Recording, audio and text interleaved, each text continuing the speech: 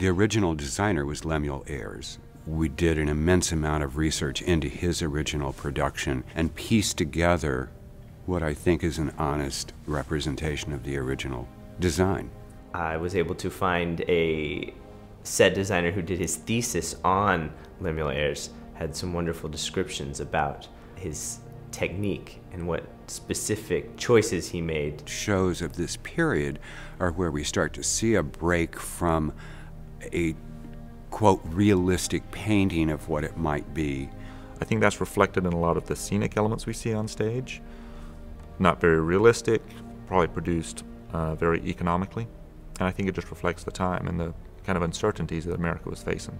Lemuel Ayres' design was just much more whimsical and vibrant. There was a really clear color palette that was almost character-oriented, the idea of the haze and the sun in the morning. The sun is bright and yellow and life-giving and life-affirming is a simple choice that worked so incredibly well. We did lock on to 4 photographs of the original backdrop, but you can't just print those out and expect the painters to clearly be able to understand exactly what's going on. So all of those have carefully been essentially copied in an appropriate scale so that they can go to the shop. There are problems in the second act because it's at nighttime. There were translucent windows, so you see a character, you see a translucent window, and you see darky murkness. So there's a little bit made up, but I would say easily 75 or 80% of the scenery is honestly accurate to the research that we've done. How do you take something that's inert, which is a painting, and make it move? If you look at the movement of the actual way the hills are painted, they look like quilts. The stripes are like different fabrics, but it's also three-dimensional in that it's undulating. The hills are moving. In this recreation that we're doing, the scenery and the costumes pretty much can go from historic record.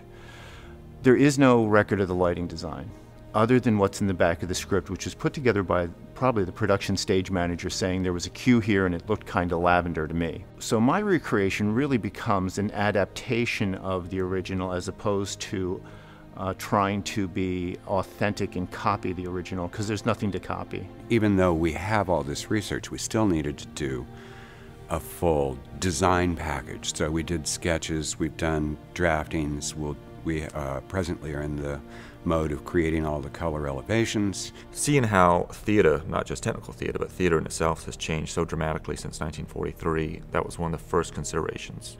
Would we reproduce this in a period style?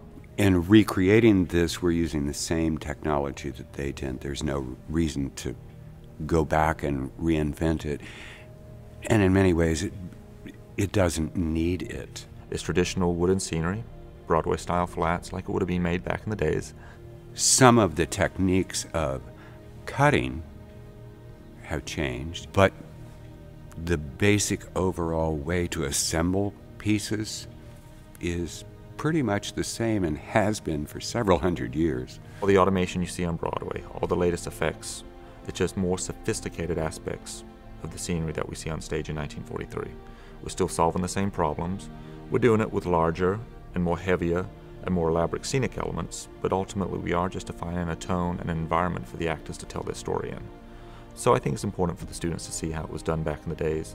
You've always got to remember the girl that brought you to the dance. You always got to remember who you showed up with.